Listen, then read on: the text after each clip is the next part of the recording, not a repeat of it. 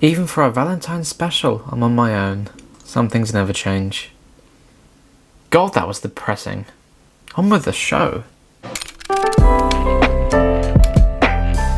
Hello and welcome back to the Daily Weekly Podcast. We'll be sharing our thoughts on a variety of movies and TV shows, and of course discussing the latest entertainment news, as well as more topics just like this one. So if that sounds good to you, why not consider subscribing?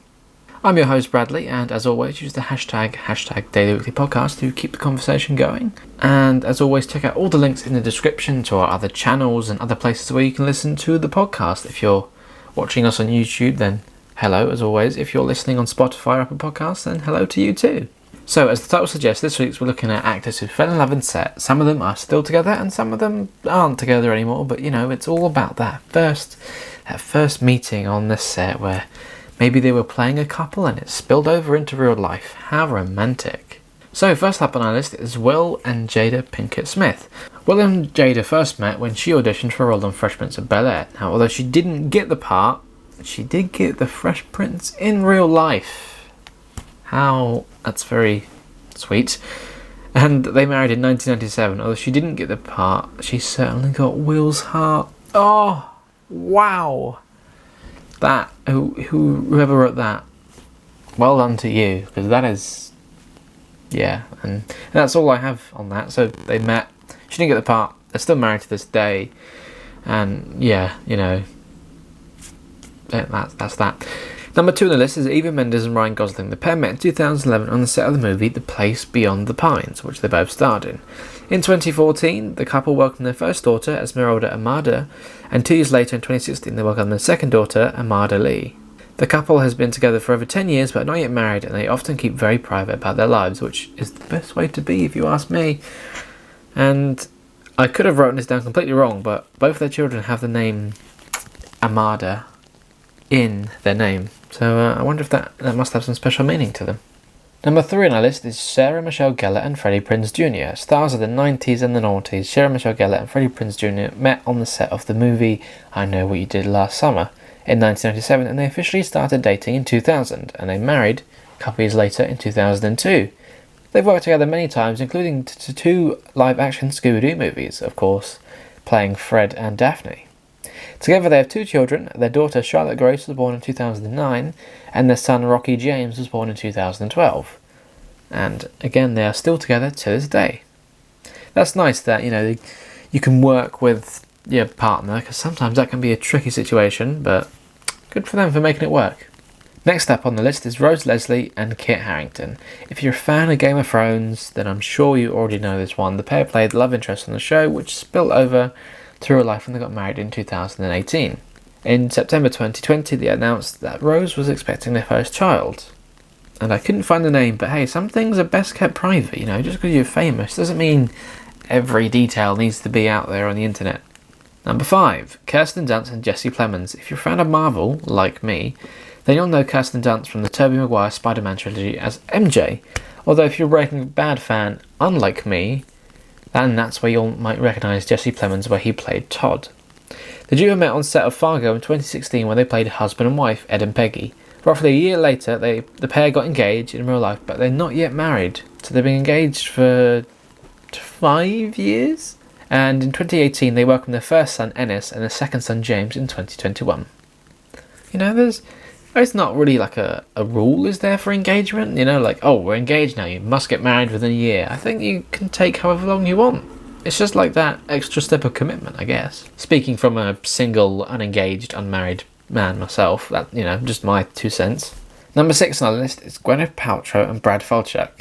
Gwenyth Paltrow might be known for many things, whether that's starring as Pepper Potts in the MCU or selling vagina-scented candles. Either way, we know who she is. After divorcing Coldplay frontman Chris Martin in 2016, Paltrow married Brad Falchuk in 2018. They'd previously been dating before her divorce, and they first met on the set of Glee. Yeah. I don't know why I looked so confused reading that. That's exactly what my note says. So again, not much to say about these couples other than, you know, they met and they're together.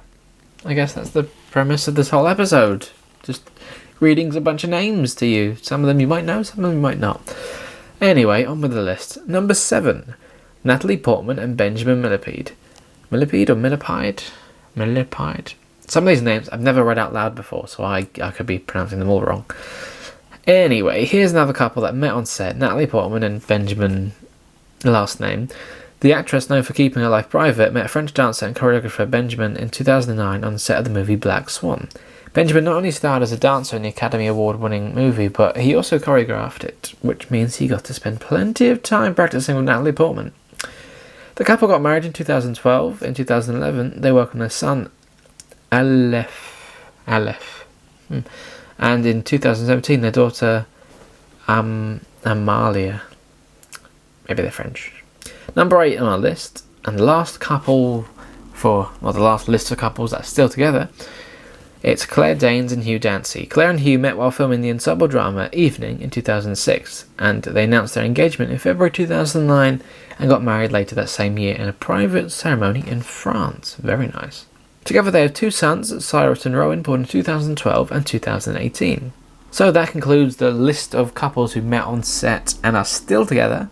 And now I've just got a handful of couples who met on set, fell in love, and aren't together, because sometimes it just doesn't last and doesn't work out. You know, you got to move on and see what's next. So, who have we got?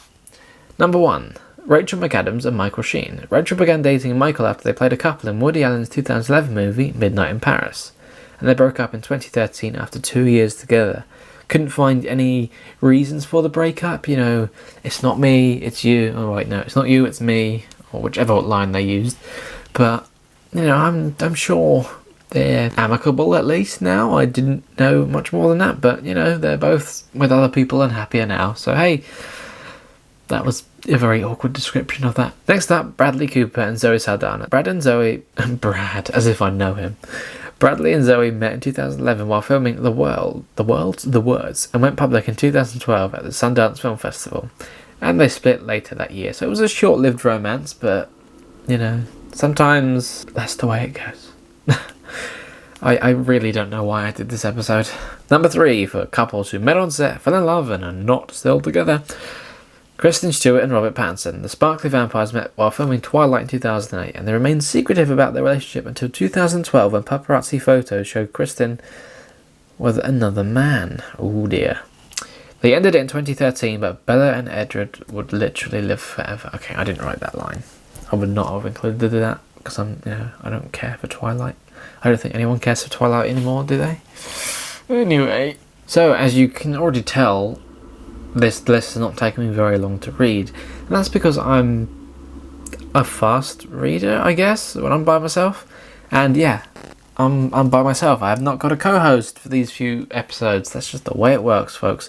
Unfortunately, you know, we have set episodes like written, and obviously they're designed for at least 2 people, and we didn't have time to adapt it for 1 person, so that's why they're shorter than usual. Little bite-sized podcast episodes for you to, you know, you've got a spare, I don't know how long this is going to be, 20 minutes if I'm lucky, 15, hopefully at least, then, you know, you got to listen to us. That'd be nice.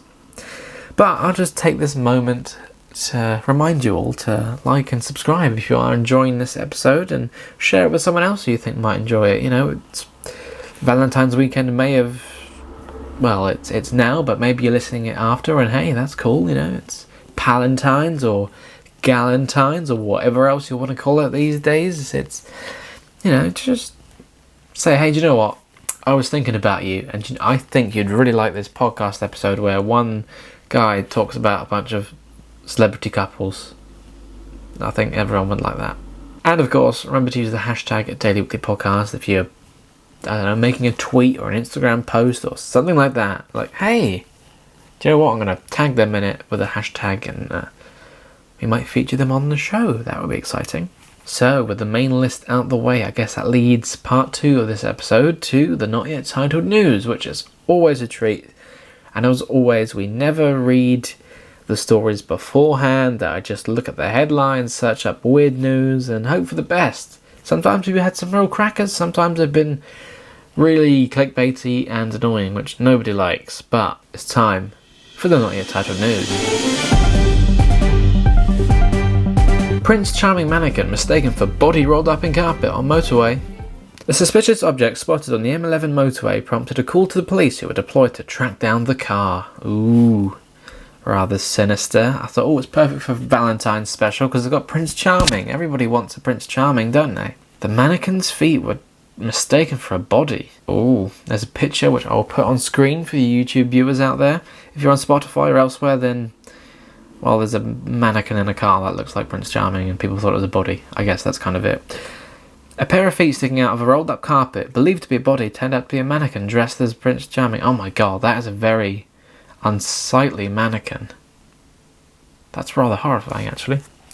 The suspicious object spotted on the M11 motorway prompted a call to the Cambridgeshire police, who were deployed to track down the car.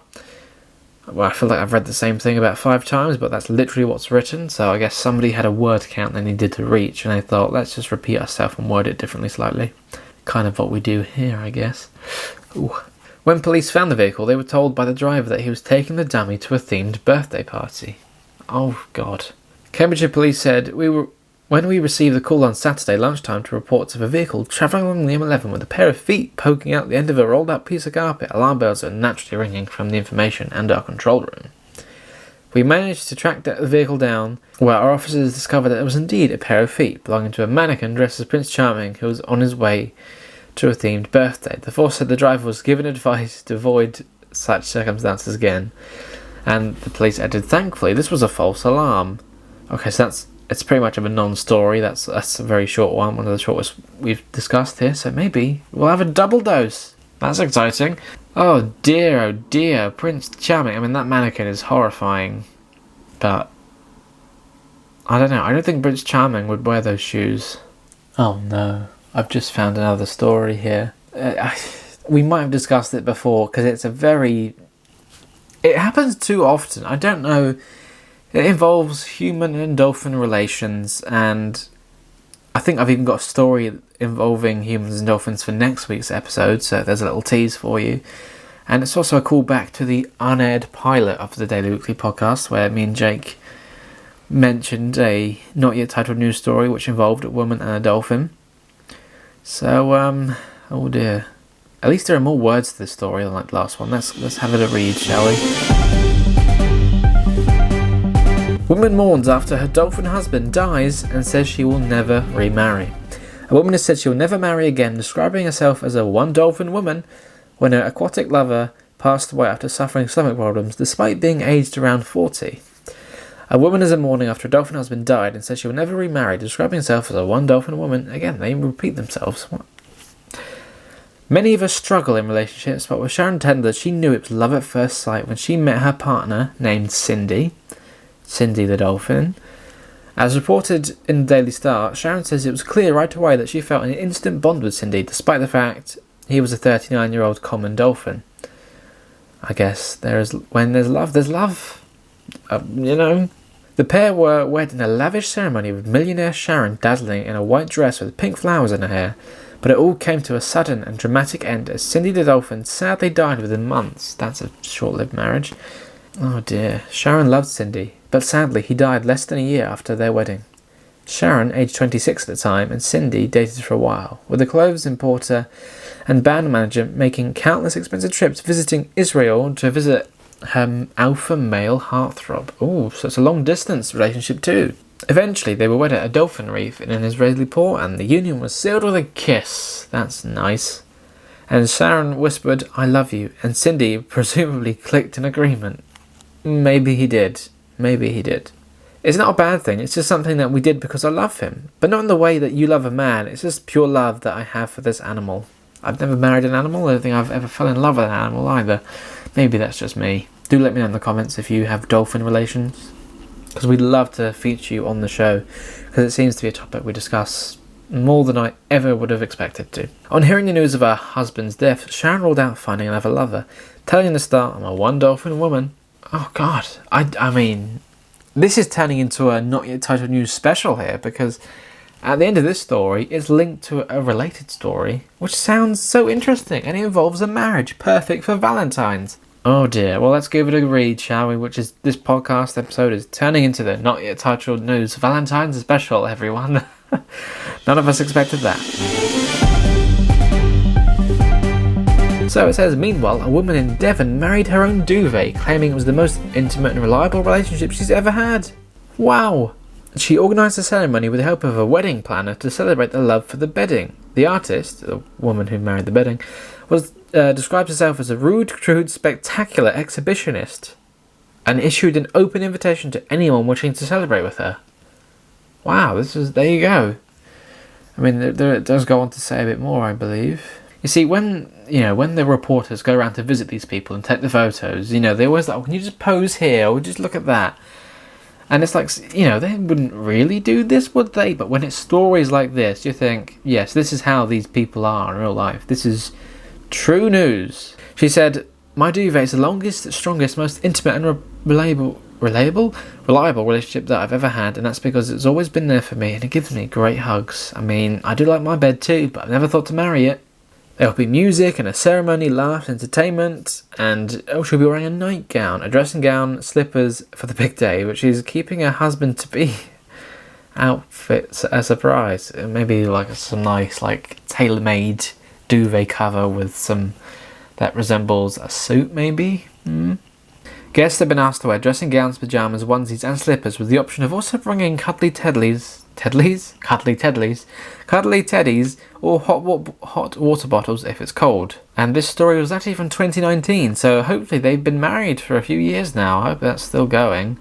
It didn't come to a tragic end like the last one. But she went on to say, Valentine's Day can be depressing for lots of people, so hopefully this will lift people's spirits. It would be wonderful if folks could shake off their English reserve and rock up in their sleepwear for a bit of light-hearted frivolity. Oh, I wonder what kind of after party that will be. I think that is a good place to leave that story and start to wrap up today's episode, which, you got all sorts. You got celebrity couples, you got dolphins, you got women marrying things that aren't the typical, but hey, it's 2022. Why follow the norm? Set your own trends, and maybe I should do that. If I say I'm going to marry, what have I got near me that I can grab? This hairbrush, right? I'll go viral. Man marries hairbrush for intimate relationship. There you go. Coming soon. Or not. But anyway, guys, thank you so much for watching and listening. I know this has been a bit weird lately with how the episodes are. Who knows how long it will continue. One day I'll have a co-host again. It's just scheduling conflicts. There you go. That's the industry term there. But thank you for watching and listening. Don't forget to like, comment and subscribe. Share with a friend, because I'm sure if they don't like celebrity couples, they will like the Not Yet Titled News, which I'm in the midst of developing a spin-off for. So that'll be interesting too. And check out the playlist for more episodes like this one. And I'll see you all in the next episode. Bye.